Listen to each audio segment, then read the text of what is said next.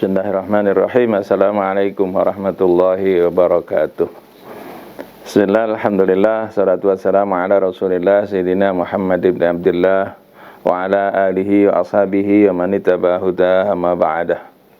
Alhamdulillah, kita bertemu lagi pada saat ini dan minta maaf kepada para penanya di channel ini. Karena apa? Karena lama pertanyaan itu belum terjawab seiring dengan kesibukan kami, sehingga kami terlambat untuk menjawabnya. Dan untuk saat ini akan kami sampaikan beberapa hal yang ditanyakan. Pertama, dari saudara Sahmat Yusuf Al-Yahya yang bertanya, bolehkah seorang yang bukan ahli tarekah mengamalkan zikir yang diamalkan oleh ahli tarekah? Ini pertanyaan sudah pernah ditanyakan juga oleh ikhwan yang lain. Sebaiknya berbaiat dulu, mengambil baiat dari seorang guru mursyid baru mengamalkan tarekah. Karena tarekah ini adalah amaliyah batiniyah yang nanti seorang guru yang telah membaiat itu akan bertanggung jawab dalam perjalanan rohani. Namun kalau nanti mengamalkan sendiri dan ada pengalaman-pengalaman batin, itu tidak ada yang bertanggung jawab. Kemudian dari Isnawati, dia bertanya, izin bertanya, berapa biayanya kalau bersuluk? Masalah biaya itu relatif ya, dan itu ada panitia tersendiri. Kalau suluk yang kemarin, bulan Dzulhijjah yang kemarin, itu satu orang itu biayanya 50.000 ya, kalau tidak salah, per hari ya, per hari. Dan itu selama 10 hari. Namun itu untuk kepentingan dari para salikin sendiri. Karena apa?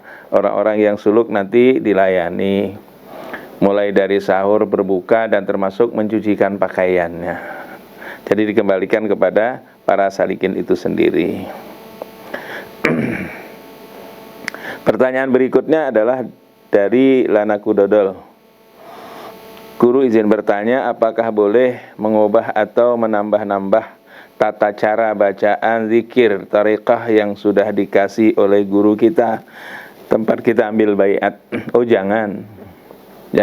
Amalkan sesuai apa yang dikasih oleh guru. Karena apa? Setiap guru tuh mengetahui tingkatan kita. Dalam tarekat Naqsyabandi kan bertingkat-tingkat.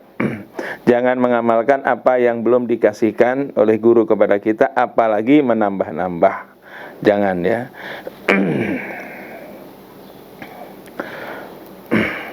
Kemudian Rahmat Junaidi, dia bertanya, Buya, adakah info tarekat Naqsyabandiyah di daerah Samarinda? Kalau dulu ada, tapi sekarang wallahu alam, saya sudah lama tidak ke Samarinda. Jadi wallahu alam. Berikutnya pertanyaan dari saudara Agus Supriyanto. Maaf, saya mau tanya, saya kan udah talqin tarekat TKN ya, tarekat Qadiriyah Naqsyabandiyah. Apakah sama tarekah Naqsyabandiyah Khalidiyah dengan tarekat ini? Sesungguhnya dalam tarekat Qadiriyah Naqsyabandiyah dan tarekat Naqsyabandiyah Khalidiyah itu amaliyahnya sama, zikir qalbi dan juga pakai lataif. Hanya perbedaannya kalau tarekat Qadiriyah Naqsyabandiyah itu punya tugas mengamalkan zikir setiap setelah sholat 165, baca la ilaha illallah, tarik kayak nafi isbat itu. Nah itu kalau tarekat Naqsyabandiyah itu yang penting rutin mengamalkan adab-adab zikirnya, dan kemudian zikir dalam hati tekuni, baik dalam kondisi apapun, berdiri, duduk, berbaring, dan lain sebagainya. Kemudian Agus Supriyanto lagi bertanya, kalau di Sukabumi, di mana Buya saya bisa masuk tarekah? Di Sukabumi, maaf saya belum paham ya, kenapa belum ketemu. Kemudian Qasim Duri bertanya, Assalamualaikum. Waalaikumsalam. Di kota Dumai, Riau, ada tidak mursyid Tariqah Naqsyabandiyah Khalidiyah? Di Riau itu ada di Gang Dermawan, Ratu Sima, Kecamatan Dumai Selatan, Kota Dumai, Riau. Itu bisa dicatat ya. Gang Dermawan, Ratu Sima, Kecamatan Dumai Selatan, Kota Dumai, Riau. Kemudian Detak-Detik bertanya, hanya orang yang terpilih yang tahu 3 latifah yang disembunyikan Allah, Allah, Allah. Ya, kalau sesuatu yang disembunyikan jangan diceritakan, karena satu disembunyikan. Karena apa? Ilmu ini adalah sirrun min asrarillahi ta'ala, rahasia dari rahasia Allah Ta'ala. Yakdzifu fi qulubihim, fi qulubi man yasha, yang diterangkan oleh Allah Subhanahu wa Ta'ala kepada orang yang dikehendaki. Hanya orang-orang dikehendaki yang. Kemudian Sayyidina Ali pun pernah berkata, kalau semua yang diberikan oleh Rasulullah aku sampaikan kepada kalian, maka kalian akan bunuh aku, atau kalian akan tuduh aku kafir. Memang ada yang dirahasiakan oleh, itu bukan ilmu rahasia yang kemudian gak boleh ada orang tahu. Kalau belum waktunya memang tidak disampaikan, namun kalau sudah waktunya akan disampaikan. Lalu Ujang Abdeksa, Assalamualaikum, tolong admin gimana caranya bisa sowan dan ngaji sama guru. Kalau sowan dan ngaji itu setiap saat bisa, asal orangnya ada di rumah ya, ada di rumah. Karena apa? Di samping di rumah juga ada majelis-majelis yang di luar daerah. Kadang-kadang kita pergi ke sana kemari. Kalau ngaji lewat lewat Facebook bisa, lewat YouTube ini bisa mendengarkannya ya. Kalau Facebooknya ya Facebook Pustaka Tanakhal, kemudian lewat YouTube ini bisa, atau langsung bisa datang. Kemudian LJC TV channel, kalau boleh tahu Abuya ini tinggal di mana? Saya lagi cari mursyid. Alamat saya sudah jelas. Alamatnya adalah di Pondok Pesantren Misbahul Munir, Jalan Golf, Landasan Ulin Utara, Kota Banjarbaru, Kalimantan Selatan. Itu sampai aja udah. Kalau antum kesini itu turun di bandara. Kalau memang dari luar daerah, turun di Bandara Samsudin Nur, ngomong saja Samsudin Nur mau ke pesantren Misbahul Munir, diantar taksi semua sudah tahu dengan Misbahul Munir. Karena apa? Pesantren kami tidak jauh dari Bandara Samsudin Nur, Banjarbaru. Nah, ini berikutnya pertanyaannya sama, Agus Supriyanto. Maaf Buya, mau nanya, saya mau ikut tarikohnya Buya, di mana alamatnya? Ya tadi yang baru disebut di atas. Kemudian Rika Mulyadi, pertanyaannya sama. Assalamualaikum warahmatullahi wabarakatuh. Waalaikumsalam warahmatullahi wabarakatuh. Mohon maaf Buya, di mana daerah lokasinya Buya? Ya baru tadi disebutkan. Ya baru disebutkan. Jadi sekali lagi di pesantren Misbahul Munir. Ferry Nuraksa bertanya, di mana alamatnya Ustadz? Ada kontaknya. Nah, kontaknya ini nanti bisa admin yang ngatur ya. Kemudian Abdul Karim, alhamdulillah saya dipertemukan oleh Allah Subhanahu wa Ta'ala, hambanya yang mulia. Semoga Abuya yang mulia sehat selalu, amin, dalam keberkahan dan rahmat Allah Subhanahu wa Ta'ala. Bagaimana caranya untuk dapat hubungan langsung dengan Abuya yang mulia? Haji Abdul Karim, Takalar, Sulawesi Selatan. Nah, kalau untuk di Sulawesi Selatan itu saya kurang tahu ya. Kalau dulu Buya Mustari yang di Kalimantan, di Sulawesi Selatan, tapi sekarang Syekh Mustari itu sudah pindah ke Surabaya. Jadi sudah pindah ke Surabaya. Terus kalau tidak salah di Makassar itu masih ada sekarang Pak Andi Burhanuddin. Andi Burhanuddin yang ada di Makassar. Tuh, insyaallah demikian ya. Damrah. Mohon maaf guru, admin, gimana caranya untuk gabung dan bisa komunikasi di channel ini dengan guru langsung. Maunya ini kayaknya komunikasi langsung ya dengan guru. Nanti admin ini yang menjawab. Info terkini ya. Info terkini. Buya, apakah thariqah ini ada di wilayah Bangka Selatan? Tadi sudah disampaikan ya, alamatnya di atas. Lalu Banda Gunjo, Syekh Jalaluddin itu orang Minang, Agam, Sumbar, itu bukan? Kalau iya, rumah beliau jadi masjid di Bukit Tinggi, yaitu Masjid Baitul Jalal dekat Pasar Bantu, Bukit Tinggi. Ya betul. Beliau itu dari Bukit Tinggi.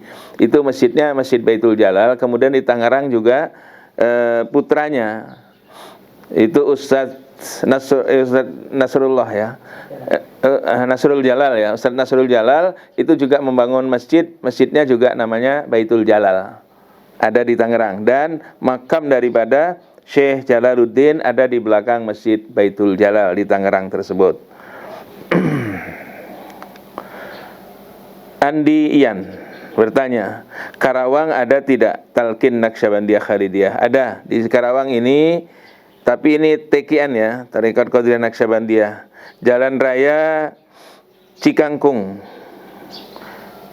Dengklok Utara, Kecamatan Dengklok, Karawang, Jawa Barat.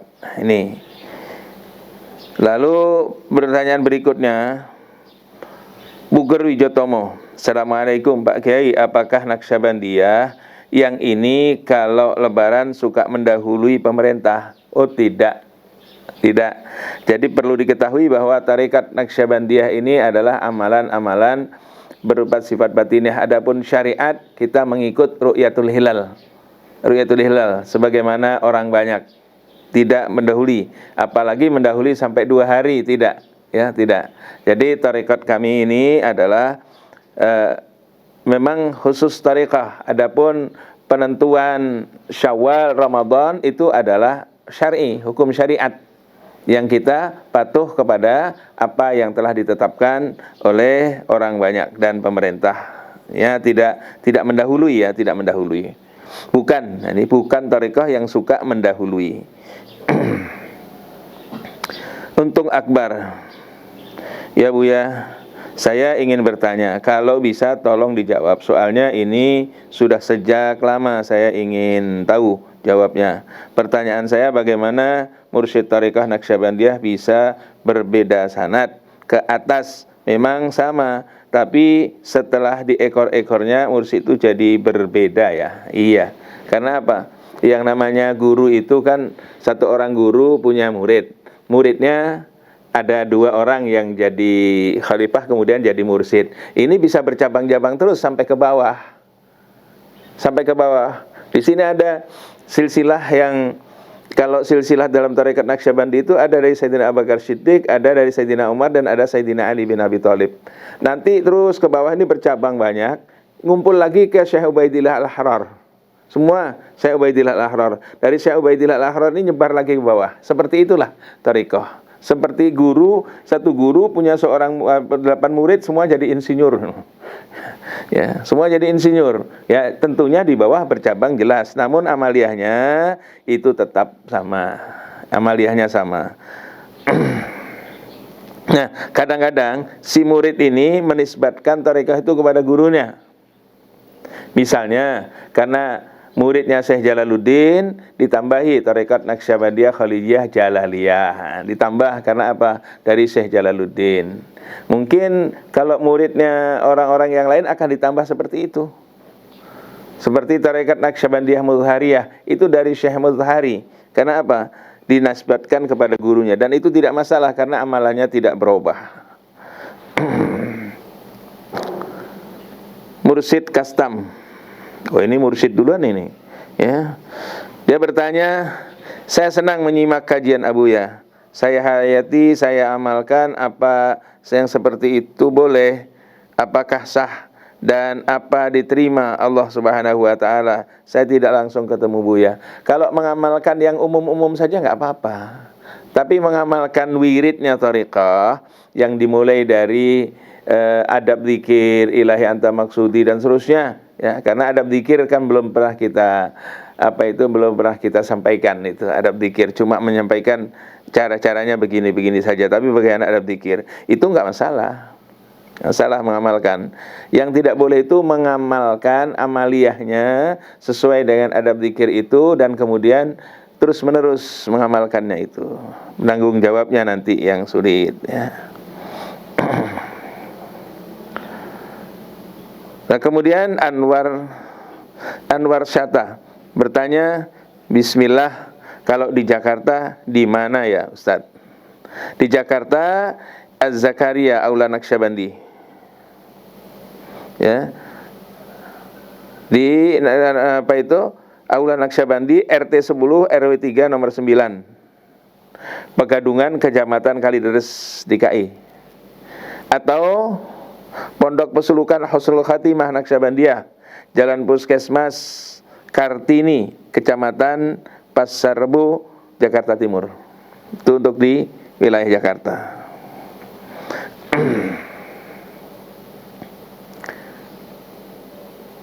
Iman Suherman. Assalamualaikum Abuya, saya Iman di Subang, Jawa Barat. Udah dibaiat di Pontianak. Buya, sekarang di mana alamat Buya? Saya akan lanjutkan lagi belajarnya. Tadi sudah disebut di atas alamatnya. Mbah Misirah bertanya, Assalamualaikum warahmatullahi wabarakatuh. Waalaikumsalam warahmatullahi wabarakatuh. Saya ikut ngaji boleh Buya? Kebetulan saya sudah ikut tarekat Naqsyabandiyah Khalidiyah dari mursyid saya Abah Syekh Syarif Abdullah, Bandar Agung, Lampung Timur. Tapi sekarang sudah wafat. Mendengarkan tausiahnya Buya, saya sama dengan mursyid saya, mendengarkan semua pencerahan ini jadi sejuk hati. Alhamdulillah kalau sejuk hati. Yang penting amalkan saja. Meskipun mursyidnya sudah wafat, jangan berhenti mengamalkannya, tetap diamalkan. Musawamah. Menurut Ustadz, yang lain boleh Mbak amalkan. Boleh Mbak amalan ini di YouTube, tidak harus ketemu dengan mursyid, apalagi di daerah tertinggal cari mursyid sukar. Ingin beramal apakah harus pergi jauh? Tidak, tapi walaupun di YouTube pilih-pilih ustadz, karena banyak aliran, semua aliran ilmu itu dari Allah. Selamat berzikir khusyuk, semoga diridhoi oleh Allah. Nah, kalau dari jauh amalkan zikir saja, zikir jahar aja. Afdhalul dzikri la ilaha illallah, la ilaha illallah. Namun kalau membiasakan zikir dalam hati saja, Allah Allah saat berdiri duduk berbaring, itu sudah ada perintah Allah. Boleh-boleh saja kalau yang seperti itu. Ini yang khusus, yang tidak diperbolehkan yang khusus, kemudian suluk atau khalwat sendiri dan sebagainya itu, ya. Kalau mengamalkan zikir jahar la ilaha illallah, subhanallah, alhamdulillah, atau salawat, atau yang lain dari itu enggak masalah. Suruh zikir Allah Allah, berdiri duduk berbaring, alladzina yadhkurunallaha qiyaman wa qu'udan wa 'ala junubihim, itu boleh-boleh saja, tidak menjadi masalah. Samsung. Assalamualaikum. Waalaikumsalam. Boleh enggak saya suka kirim surat Al-Fatihah untuk guru saya? Sangat bagus. Sangat bagus. Kalau tidak mau kirim Fatihah kepada gurunya, ini yang perlu dipertanyakan nih, yang perlu dipertanyakan. Sangat bagus, ya. Boleh. Dika Kaf. Assalamualaikum Buya. Izin bertanya, apakah ada mursyid untuk daerah Makassar atau sekitar Sulawesi Selatan? Justru yang dari Sulawesi Selatan itu ya Syekh Mustari itu. Karena Syekh Mustari sudah pindah ke Surabaya, sekarang yang di sana Andi Burhanuddin itu yang ada. Andi Burhanuddin. Abdul Hakim Mustafa bertanya, Assalamualaikum Syekh, bertanya, kalau di Malaysia, Kedah, di mana boleh saya ijazah tarekat Naqsyabandiyah Khalidiyah. Ada di Surau Naqsyabandiyah Masjid, ya, Masjid Changlung Kedah, Malaysia. Ada, ya, Buya Mustari malah sudah sampai ke sana, ya. Bahkan khalifahnya Buya Mustari ada di sana, ya. Boleh itu boleh dicari. Ahmad Bahrain bertanya, "Salam Buya, saya Harun dari Kendal, Jawa Tengah. Guru mursyid sudah meninggal. Apa bisa saya mendapatkan pengalaman batin untuk seorang murid?" Oh, bisa. Bisa. Yang penting rabithah kepada guru tetap, walaupun guru mursyidnya sudah meninggal. Akan tetapi terus jalankan, insyaallah, karena yang beri rahasia ilmu itu adalah Allah Subhanahu wa taala. Guru ini wasilah aja, perantara untuk sampainya seorang murid kepada Allah. Qadhi Ainah, ini boleh tahu kitab yang dibaca sama Buya, apa kitabnya? Pembahasan 7 Lataif. Pembahasan 7 Lataif itu ini kitabnya, bukunya Syekh Jalaluddin, ya. Nih. Ini ada Sinar Keemasan. Ini Syekh Jalaluddin yang nyusun. Ini membahas masalah 7 Lataif. Ada. Damrah. Assalamualaikum warahmatullahi wabarakatuh. Waalaikumsalam warahmatullahi wabarakatuh. Buya mohon izin kiranya kalau bisa Buya mengumpulkan kami dalam satu wadah, khususnya di medsos sebagai ikhwan atau grup ikhwan lewat media. Terima kasih. Wassalam, dari Al-Fakir Damrah di Samarinda. Sebenarnya kalau di medsos kita sudah ada grup Pustaka Tanah Khol, melalui WhatsApp itu ada. Nah, namun ikhwan-ikhwan yang memang sudah sudah mengambil baiat, ya, ikhwan-ikhwan yang ada di sini dari Kalimantan Tengah, dari Kalimantan Selatan, dari Kalimantan Timur ada, bahkan dari Pulau Jawa, bahkan ada yang dari Saudi, ya. Akan tapi ini yang sudah memang betul-betul kami ketahui adalah ikhwan. Karena apa? Satu saat kita menyampaikan sesuatu, khawatir kalau tidak bisa menerimanya. Sebab apa? Ya, tadi itu saya sampaikan ilmu batin sirrun asrarillahi ta'ala. Dan di situ ada hal-hal yang bersifat tausiah atau dikirim. Masykur. Assalamualaikum warahmatullahi wabarakatuh. Waalaikumsalam warahmatullahi wabarakatuh. Buya, ada sebagian teman saya menanyakan tentang tarekat Naqsyabandi. Dia sering mengikuti pengajian, tapi dia belum dibaiat. Itu gimana? Oh, nggak apa-apa kalau ikut pengajiannya, nggak apa-apa. Ikut pengajiannya. Di sini juga banyak. Setiap hari Ahad sore ada pengajian tarekat. Akan tetapi yang hadir ini bukan jamaah tarekat saja untuk pengajian. Ya, siapa tahu dengan pengajian itu nanti akan tergugah hatinya untuk mengikuti tarekat. Ini sekedar ya jawaban. Bagi yang lain yang belum dijawab pertanyaannya, minta maaf ya, karena kesibukan kami, ya, sehingga lambat untuk menjawab. Namun insya Allah semuanya akan dijawab, kecuali pertanyaan-pertanyaan itu akan memecah belah atau mengajak berdebat. Nah, saya paling tidak mau berdebat. Tapi kalau tidak, itu insya Allah kami layani. Mudah-mudahan jawaban yang ini membawa manfaat bagi kita semuanya. Dan kalau ada benarnya itu Allah Subhanahu wa taala yang punya. Kalau ada salahnya itulah kesalahan pribadi saya. Assalamualaikum warahmatullahi wabarakatuh.